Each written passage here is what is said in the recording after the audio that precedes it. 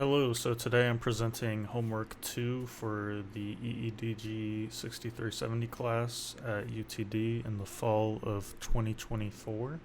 For this homework, the project was to create an LED counter and then flash it onto an FPGA board using both the SOF file, which is temporary, and the JIC file, which programs the FPGA upon startup.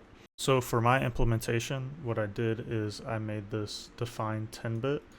If it is defined, it will output the 10 most significant bits of the counter. If not, it will only output the 4 most significant bits. So given a clock, a reset, a direction, and then it outputs a count of either 10 or 4 bits. And you can see here I have a register that I call pre-count. So here we have an always block. This always block is activated at the positive edge of the clock or the negative edge of reset. If reset is deasserted, then the pre-count register is set to 0. There's a rising edge on the clock and reset is not deasserted, so it is a 1. Then if the direction is 0, then the pre-count is decremented by 1. And otherwise, when the direction is 1, then the pre-count is incremented by 1.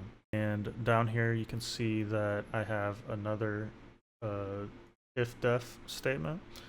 And if 10-bit is defined, then I set the count output to pre-count 31 down to 22. And then otherwise, I set pre-count from 31 to 28. And so after creating this counter file, this LED counter, we create an SDC file. And so we create the clock with the name clock. We set the period to 20 nanoseconds. And we set the port to the clock port on the LED counter.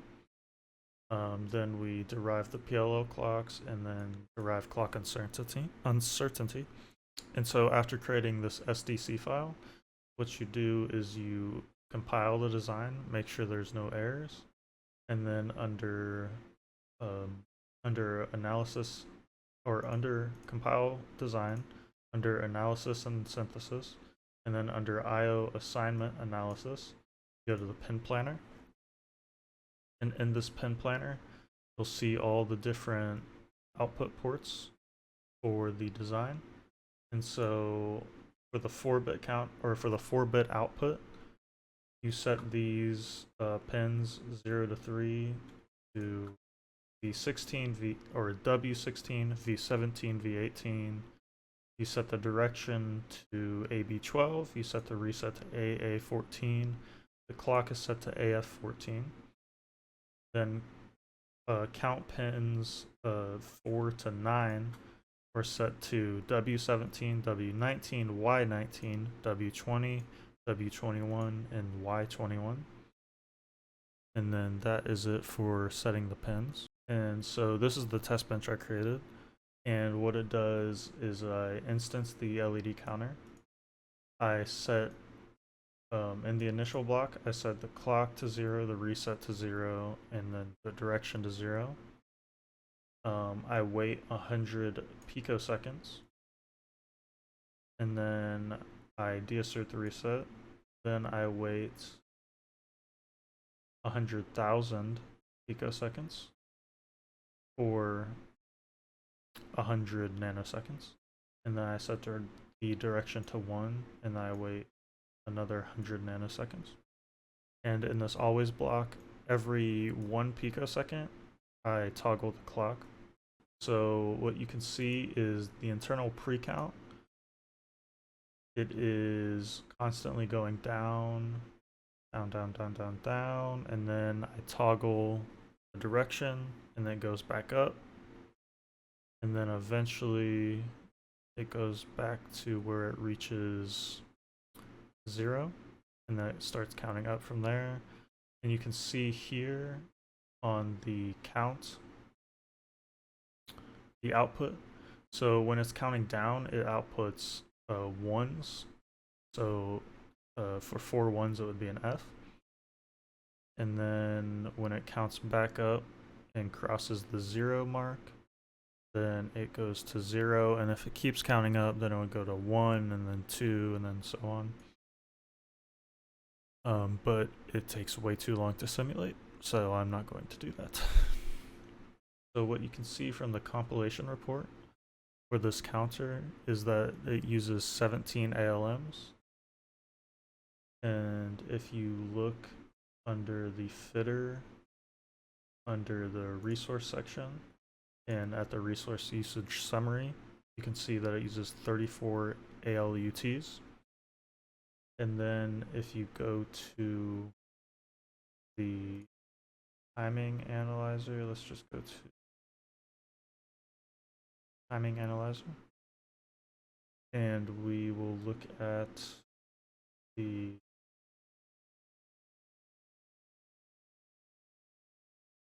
we'll look at report path.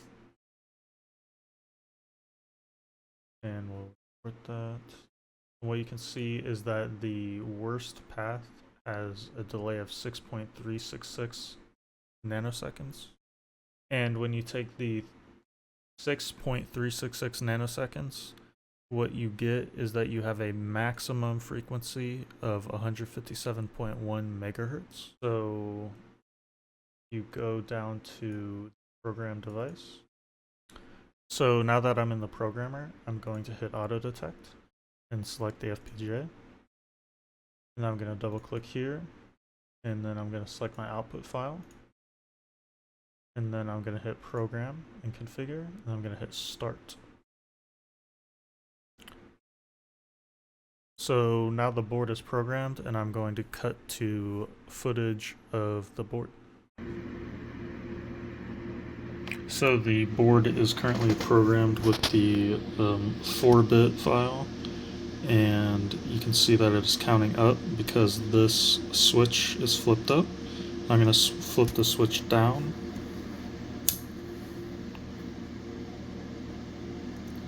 And you should see that it will now count down. So it was at 7, now it's at 6, and now I'll go to 5, and then 4. And then I'm going to flip it back up. And it kind of jumped, I'm not sure why it did that. But it should count up, and then up, and then up.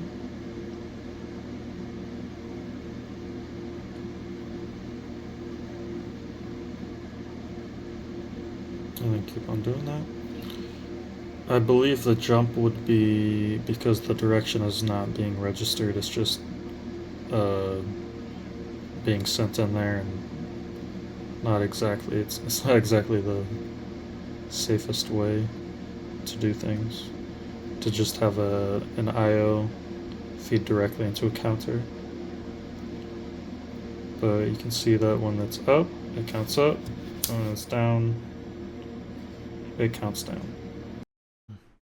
Okay, so now that you've seen the code running on the hardware, I'm going to show you how to generate the JSC file.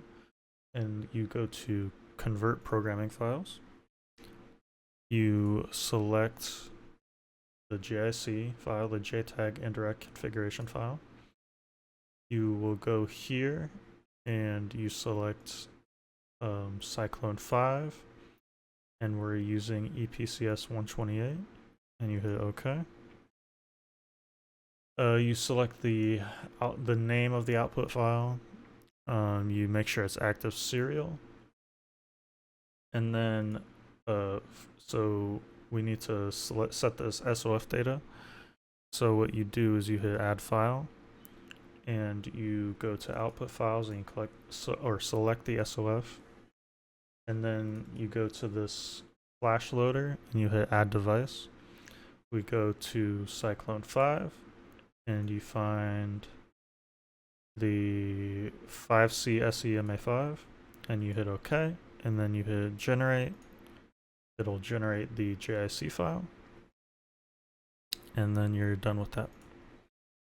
And now it's time to program that. So you go to Program Device, you go here, you double click that, and then, or my bad, you double click here, and you select the JSC file you want to program, and then you select program, and then you hit start. But I already have it programmed and it takes a while, so I will just cut to a video showing it programmed. So this FPGA has been programmed so with the JSC file, so when it comes from startup, it should start counting down in this configuration.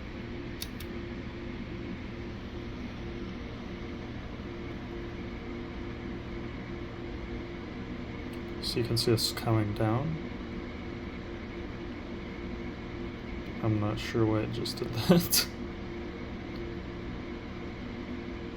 But it's counting down.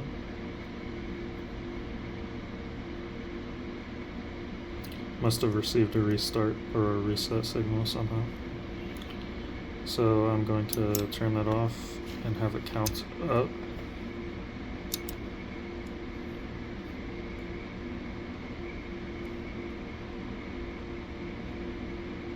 There's one. It received a reset again for some reason. And we'll see 1, then 2, then 3. And that shows that it works, and I'll even flip it down so you can see again it counts down now. And that's how that works. Now lastly, we are going to program this with the 10-bit counter. So I'm just going to hit this LED counter 10 JSC file. And I'm going to select program, and I'm going to start this. And I will cut to video when it is finally done programming. So now the board has been flashed with the 10-bit version. And I'm going to turn that off, and then I want to have this count up first. And you can see it counts up,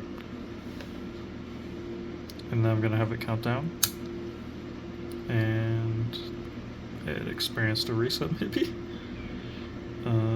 but now it's counting down, and let's have that count back up. And then down. And then up. And then down. And then up. And then down. So as you can see, it has issues, I think mainly stemming from the input going directly into the counter. It's not being registered at all. So in the future, it would be good to not do that. But as it currently is in the homework, that's how it works.